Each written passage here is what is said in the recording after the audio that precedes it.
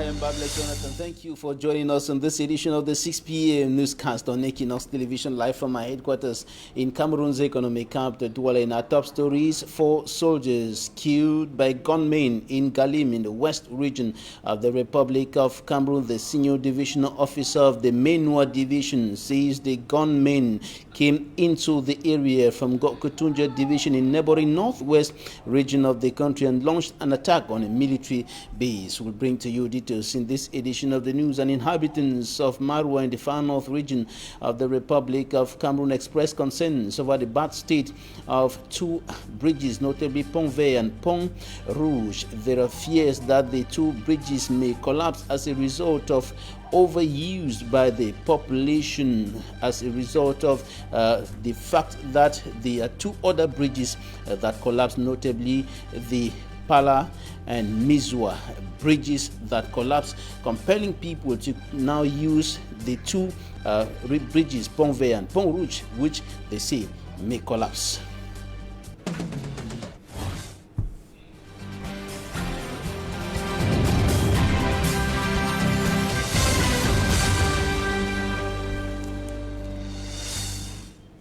We begin this newscast in Marwa in the far north region of the Republic of Cameroon, where inhabitants are expressing fears that 2 bridges may collapse. The Pont Vert and Pont Rouge are now being overused by the population following the collapse of the Pala and Mizwa bridges, and the people are now expressing concerns over the bad state of those 2 bridges, the Pont Vert and Pont Rouge. Innocent as it has more.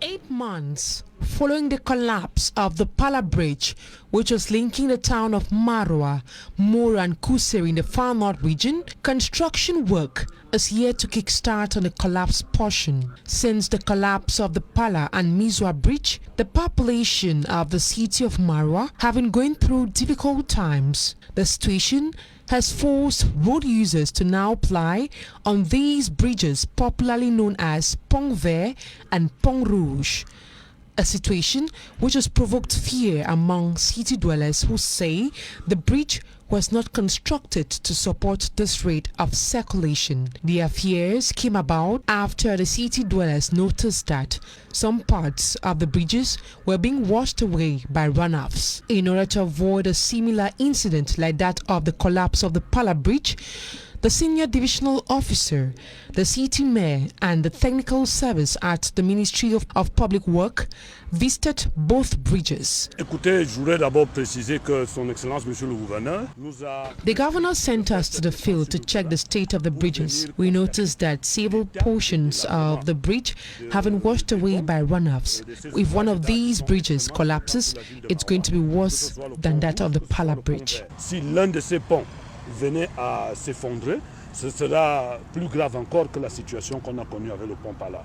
Following the inspection visit, an emergency meeting was immediately held at the Marwa Divisional Office. According to the administrative authorities, work needs to be carried out on the bridges in order to avoid a future knockout. A deplorable situation there in Marwa in the far north region of the Republic of Cameroon, where the inhabitants are sending distress calls to the administration to rescue them from an impending doom resulting from the collapse of the Pala and Mizwa bridges that has brought enormous pressure to bear on 2 other bridges, Pont Rouge and Pont Vert, and the people are now afraid that the 2 bridges may collapse. Now we take you to the Mbopi market here in Cameroon's economic capital, Douala, where we are going to show you the poor hygienic state of that commercial space, and the business people operating there are now complaining as a result of the fact that there are heaps of garbage just everywhere in that market. Innocent as it has more. Though the Mbopi market in Douala is also known for its dirty nature, Block 6 of this commercial center is most nasty, according to traders and members of the project committee installed by the Douala City Mayor on December 22nd, 2020 to run the market orderly and in a sanitary state during their 3 years mandate. Bloc 6, l'un des grands blocs, est tellement sale. Et nous avions voulu donc lancer son balayage sous l'annuellement aujourd'hui. We decided to come to this block 6, which is, if you can see, is the dirtiest block in the market. So we decided to come and start our activities here. They, alongside the supervisory committee, launched a general clean-up of the Mbopi market this April 29th. According to Ngefak Alain Pascal, president of the follow-up committee of Block 2 in the Mbopi market, the clean-up activity launched should be continued by the traders daily and not solely on a Thursday, so as to keep the market forever clean. Apart from waging war against insanitary states of the market, disorder and insecurity are not left out. We also have security that is disturbing us. We lose a lot, so we try to organize how we can manage the market for these few years for our mandate. Then the security men will be paying them each month 2,000 francs per store, and other activities that will be coming up. We have also the gate, the Gerrit, and we also have these trucks, lorry that are loading here, that people can see. But in future, before 15th of May, everything will be okay. Collaboration of traders in this Mbopi market is expected for the benefit of all. Let the business people cooperate with us. When they cooperate with us, everything will be good. And if those people are working like this, they work good job, I think paying them will not be anything to discuss, to argue. The minimum price for the cleaning up for every store is 1,000 francs. 2,000 francs par magasin, par boutique, par étal au niveau du gardiennage. Traders hailed this move and pledged to collaborate with the project committee members and those of the follow-up committee for the goal of cleanliness to be scored. Environmentalists raise concerns over indiscriminate waste disposal and poor waste management in major cities of Cameroon, including Yaoundé and Douala. Waterways are filled with plastic bottles and other waste, and this is a serious threat to the environment.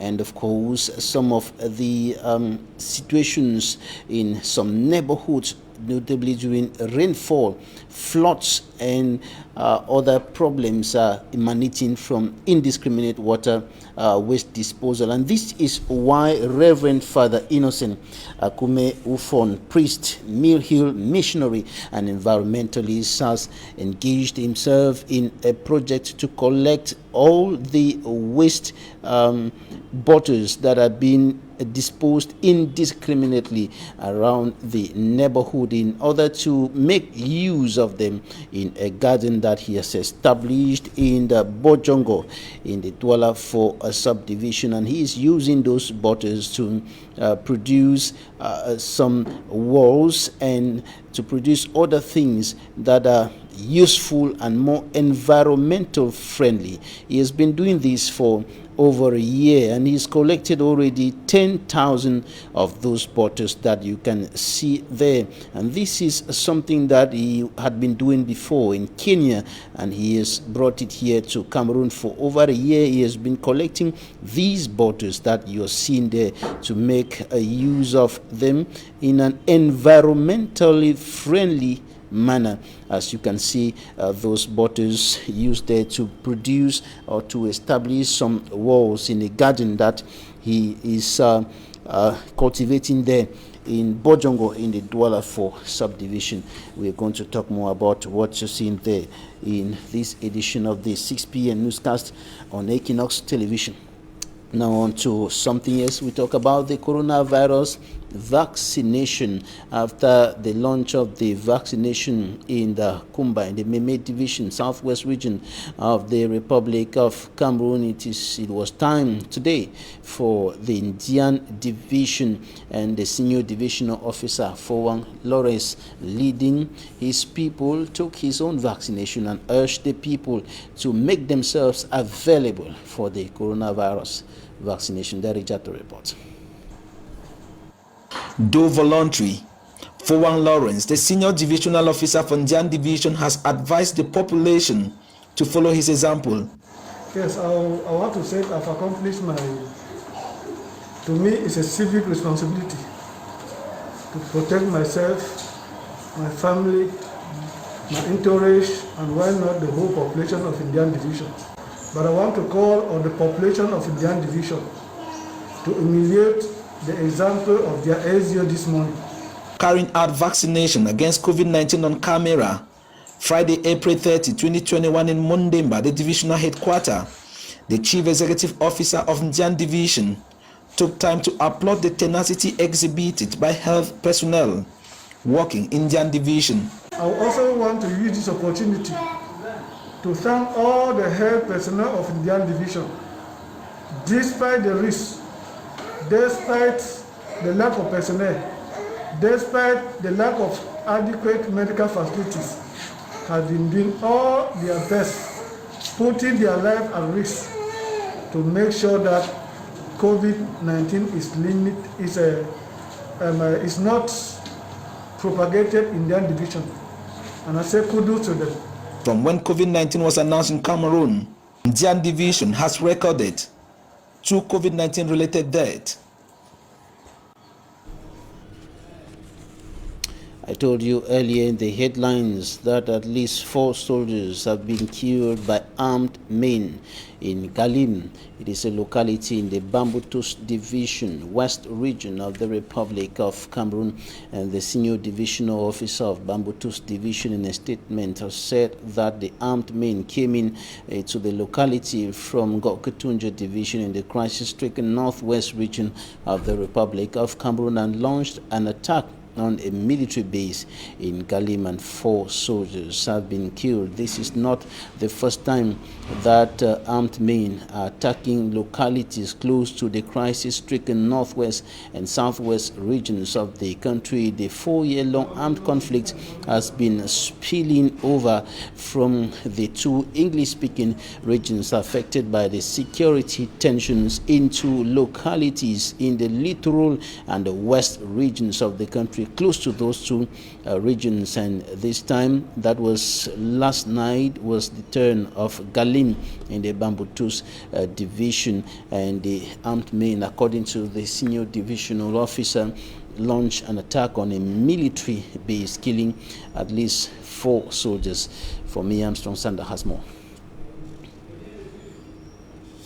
For me, Armstrong Sander with details on the last attack by armed men in a locality close to the border with the crisis-stricken English-speaking regions of the Republic of Cameroon. 4 soldiers confirmed dead in that attack last night by armed men who are said to have come into Galim in the Bambutus Division from the Ngokutunja Division. We'll be coming back to that report shortly. Time for us to go out of the country to talk about a great tragedy.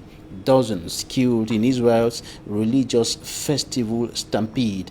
At least 44 people were killed and 150 others injured following a crash during the celebration of Lag Baomer at Mount Meron. Courtesy Euronews. The catastrophic crash unfolded within minutes as thousands tried to make their way through a narrow passage leading from the festival's main site. Some people were reported to have slipped as they walked down a section of metal stairs. They were engulfed in the unstoppable mass surging behind them, adults and children falling one after the other. Up to 100,000 had packed into the venue in northern Israel, more than in previous years. The organisers tried to evacuate the area by other routes, but amid the chaos and panic, the situation worsened. Some witnesses said the police didn't act quickly enough to remove barriers that were hemming people in.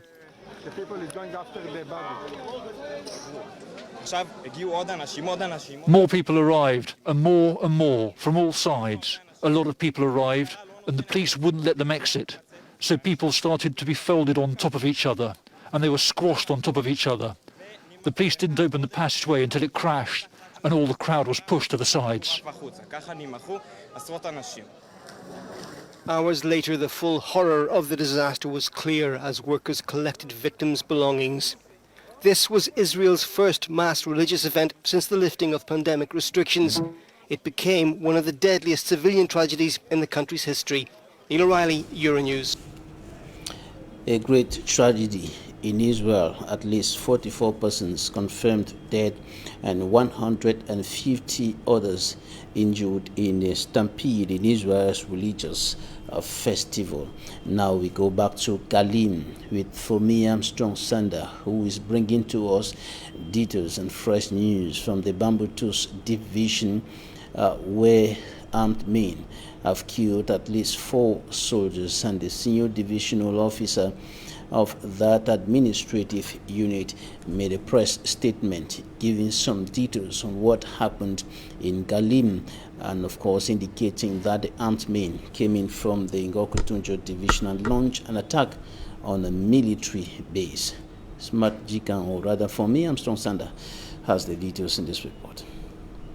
According to the senior divisional officer for the Bambutus division, the armed attack took place between midnight and 2 a.m. at the extended security post of Menfung in Galim subdivision. He reveals that the attack left 4 soldiers killed, 1 severely wounded and hospitalized in Bafoussam. Au bout du compte, nous avons perdu 4 militaires et un blessé grave. The shootout, he says, also left some attackers dead, with their lifeless bodies found in bushes by local inhabitants. The senior divisional officer for the Bambutus and local sources said the attackers, over 15 numbers, came on board motorbikes and opened fire directly at the military base in Menfung in a modus operandi typical of armed separatists. While on his hospital bed in Bafoussam, the injured soldier was visited by the West Regional Governor, Awa Fonka Augustine. Back in the Bambutus division, the senior divisional officer held a security meeting with local stakeholders, during which he preached vigilance to all and collaboration with the military to the local population. The SDO said soldiers should be more vigilant as separatists use women. Point is that they use women, the Anglophone women crossing over. Some of these women use money and drinks to seduce our soldiers.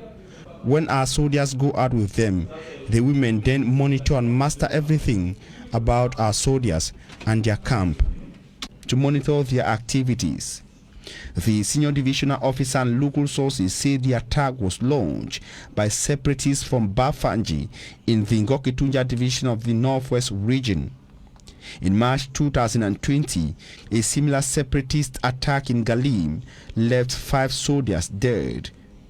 The March 8, 2020 attack targeted the Galim police and gendarmerie posts. Talking Point is up next.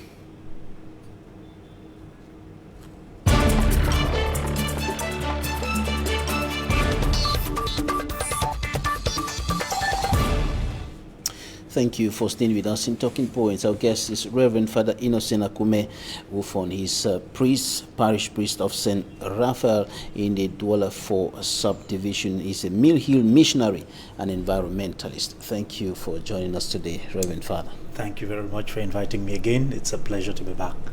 We begin with the situation there in Galim, in the west region of the country, the crisis in the northwest and southwest regions of the Republic spilling over into parts of the west region. 4 soldiers killed by armed men. I think that is the sad reality we are living with at the moment, and I'm sure so many people, and even myself on this platform, we have said we really need to sit down and dialogue among ourselves. True peace will come when there is dialogue. when there is tolerance, and when we listen to one another. I am looking forward, because that is my home. I'm looking forward to the day when there will be that kind of a dialogue and we can now live together as brothers and sisters. But at the moment, it seems it's far from being the reality. Efforts have been made by government and other stakeholders. There was already a dialogue and other things happening, but the situation seems to be worse. It is very clear that the efforts are not enough, right from the side of the government. The efforts are not enough. So many people have said it, and we keep on saying that the efforts which the government has made is not enough. Let them go further and do the noble thing to be humble enough. Humility is not a sign of weakness, it's a sign of strength. And yet we want to pride ourselves in the strength of the military, and yet that doesn't give us strength. So let them just do the noble thing, to humble themselves, call the other side, and let them sit on the table and they talk like brothers, and I'm sure there will be a solution that will come up. All right, we're going to talk about environmental issues now. You're an environmentalist, and we're talking about problem that has become more or less hard, not just too difficult to crack seemingly, because the problem has been there year in, year out. Indiscriminate waste disposal that is seriously threatening the environment. When we look at waterways in Douala, most often they are filled by bottles that have been deposited there by who? I don't know. The population probably, by us, I say. And causing floods and all what we can imagine as environmental hazards.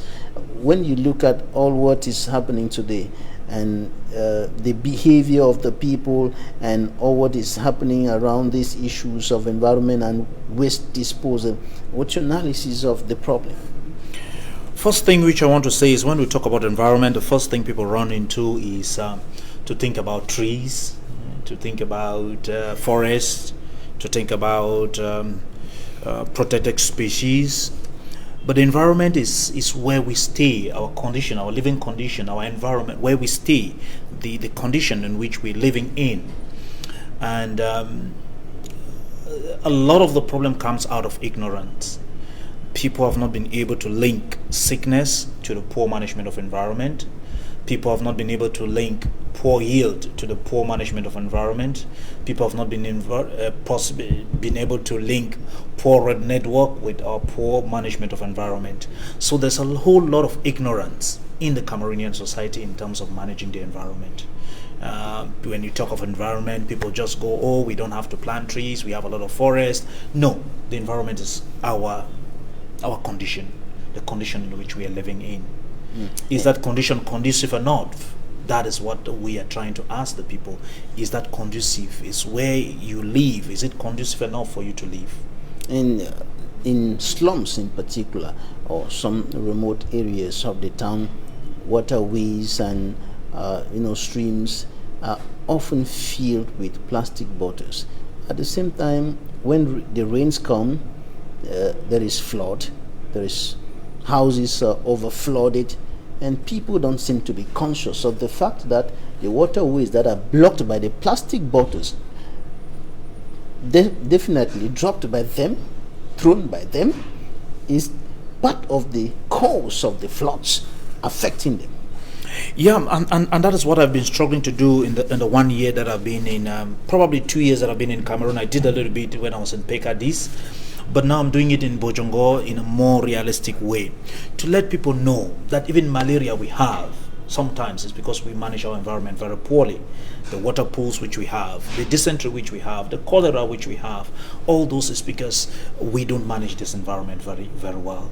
And who are those? It's all of us. And I said our community is very ignorant. When I say all of us, you just move, drive in a taxi, how many people litter? Just even within Equinoxe, if I would say, I will be very sure that there are so many journalists who will not be conscious of what they throw out. So it's very easy today to see somebody chewing maybe biscuit and then drops the packaging somewhere on the streets. oranges, drop it anywhere. Deaths just dropping on the streets everywhere. It's very common. Not far from the trash can. Yes, it's very common. I'll tell you something. Once I went to Limbe with a group of friends. One is a lawyer, the other they're all educated people. And I was driving. And I think we were drinking soft drinks. And just immediately he finishes, he drops it out. I reversed the car. About 500 meters behind, I reversed the car. And they were like, oh, what is wrong? I said, pick it. You can't be in my car and you do that. But people get offended. And he picked it and he put it in my car, and you can see what I do with those plastic bottles. What I want to tell people is that nothing that God made is useless. Even the plastic bottles which we are dumping can become a source of revenue, can be a source of income. Plastics can be transformed, papers can be transformed, iron can be transformed, glass can be transformed. So how can we manage this environment in such a way that is more life-giving and sustainable? And that's what you have been trying to do for the past 1 year. That is at the level of Cameroon, because you're already doing that in Kenya. Can you tell us more about what you're doing in Bojongo? We saw in the images a garden and some plastic bottles that are used to make some sort of walls and things like that.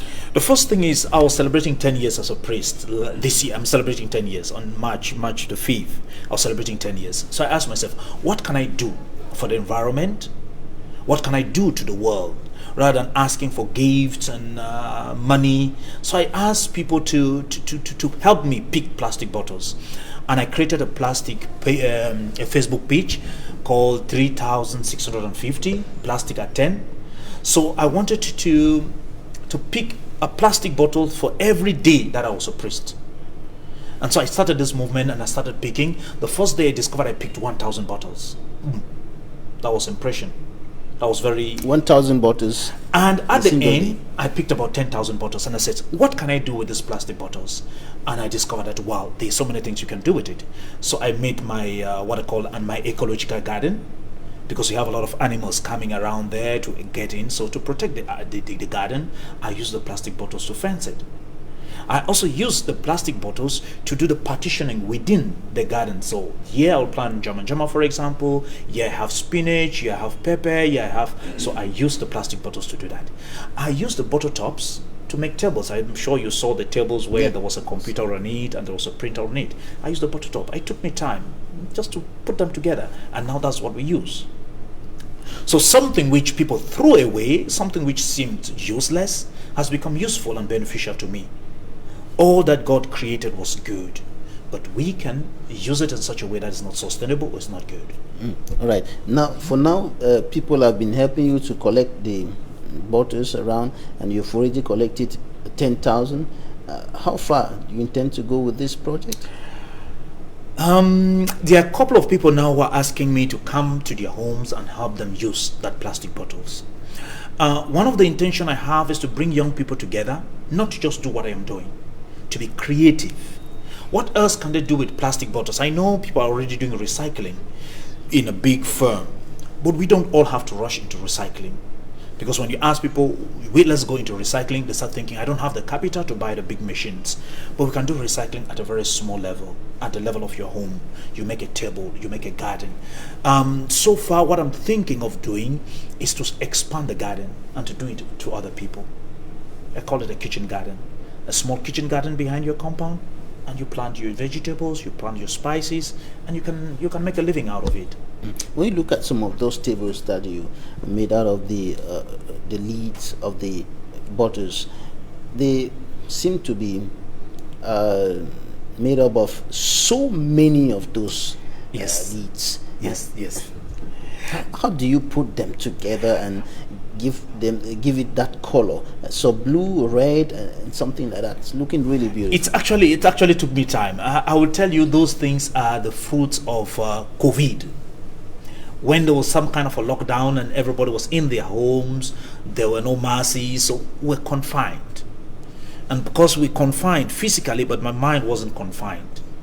So I started thinking, what can I do? Because I was already into the plastics. I was already gathering them. So what can I do with these plastics that would add value rather than just throwing? So I did them one after another. I gum them together, put them together one after another. It's about 3,000. One is about 3,000. You put them just together. Yes, you need patience. But there are a lot of idle youths around looking for a job. And so many people have asked me, Father, can you sell for me one? I don't have that time to do it. My idea is just to tell the young people, there is a lot that we can do. There's a lot that we throw, and yet which is still very valuable. How can we tap and use those things which are valuable and we are throwing them away? You started doing this in Kenya. What can we pick out of the Kenyan example for as far as management of waste? And what I'll say is we had a group called Catholic Youth Network for Environmental Sustainability, which is based in Kenya. And it's all about working with young people, sensitizing, educating them, and doing advocacy, which is very important. And that is where we are lagging at the level of Cameroon, because in terms of awareness and education, people have the knowledge to pass exams, but not the knowledge which is practical. How can we let people become very practical with their environment? That is the problem. Second thing is advocacy. Do we have enough people who will come and sit and say, no, we don't want this rubbish to be put here? Can we have enough people who come and say, because when we talk of environment, it's not only about the trash, it's also about the way we build. One of the things, it's a very broad topic, the way we build. Somebody has a plot and he builds his fence, his house, by the way, the wall of his house, on the limit. And leaves no space for water to flow. For water, for light, for air. That is against the environment. And yet we are all comfortable. So there is no advocacy. There's nobody who can fight for the voiceless. Then you find that the passage for water has been blocked, the passage for light has been blocked, the passage for air has been blocked, and we keep on getting sick and we complain. So at the level of advocacy, we are still backward. Then the third pillar is the pillar of action. Of course, there are actions happening, but very small, in little corners. And how does it affect the life of the community? I know my Christians are beginning to pick it up. I go to homes now, I see people separating the perishables and non-perishables, which is already beginning to take care of the environment. So I want to appreciate my Christians of Bojongo for also supporting me in my adventure. And you talked about education. There seemed to be a serious problem there at the level of education. Some of the adults that we see today behaving the way they are behaving probably comes from how they were brought up in their homes, what they were taught in school about the environment, about friendly behaviors, environmental friendly behaviors and unfriendly behaviors, and some of those things seem not to be the portion, so to speak, of many Cameroonians today. It's easy to see people around just doing things that are contrary to what should be done to preserve the environment. I will tell you this, it's very interesting. I think in 2018 I taught English in one school in Pekadis, and I discovered that in the curriculum they talk a lot about the environment. So people have the knowledge, but people don't just have the practicality. So if you ask a child, what are the effects of littering? He will tell you. What are the effects of poor construction? He will tell you. But do you live it? Do you live it? I think the Cameroonian has become, I call it an arrogant society. Just permit me say that. I call it the arrogant society, where everybody knows everything, everybody claims to know it, nobody wants to learn. Nobody wants to support an initiative which will bring harmony, joy, peace. No. I think it's the arrogance that is making us now just live where we are, because people just say, okay, tout le monde le fait, everybody does it. You know, when I was picking those plastic bottles, they said, mon père, tu penses que tu peux changer d'oie là? That's the question they asked me. Second, people ask me, c'est à vendre? Si c'est à vendre, on va ramasser. That is the question, that's the way people were looking at it. There should be some sort of a mentality shift. The Pope, actually I'm inspired by the Pope's book, which is called Laudato Si. He says there must be a paradigm shift, an ecological paradigm shift, a new way of thinking, a new way of relating with our environment, a new way completely. We are not only arrogant to ourselves, but we are arrogant to the environment. And yet, we are the biggest beneficiary to the environment. Who suffers more? The human beings. There are a lot of illnesses which are coming up because we have poorly managed this environment. What do we do? Unfortunately as well, a lot of the religious leaders don't talk about the environment as they should. They don't. Unfortunately for us as well, a lot of our leaders are not even conscious of what are their responsibilities about the environment. When we talk about environment, nous avons les arbres. Oh, il y a les animaux. That is not it. As I have told you, even the building pattern is part of the environmental issues which we have. What is the Pope saying in his book about the new way in which human beings should relate to the environment?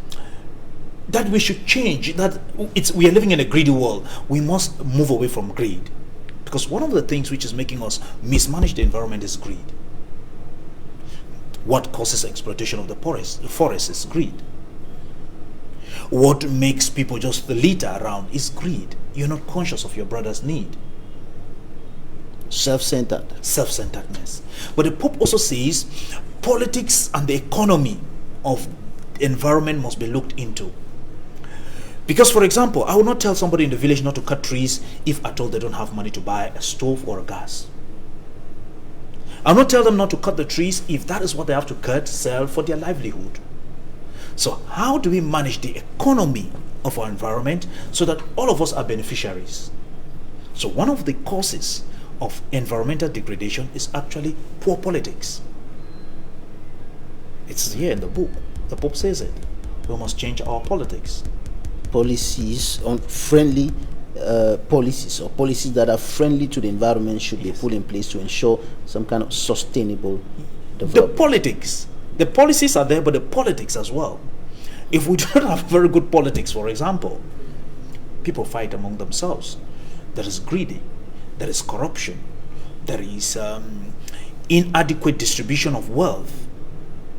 It leads to environmental degradation. Many people finding themselves in positions in which they are compelled to exploit, to grossly exploit the environment without necessarily doing some kind of replacement, like replanting of trees and all of that. Right, Reverend Father Innocent Akume Ufon, priest, Mill Hill missionary, environmentalist, thank you for your time. Thank you too for inviting me. I hope to come back again to talk more about the environment. Sure. It is my passion, and you're welcome to come and visit my garden. I think I'm already harvesting some jama from there, spinach. Maybe you'll be lucky to have some. Thank you. Right, thank you for your time. Thanks, ladies and gentlemen, for staying with us. Equinoxe is up next.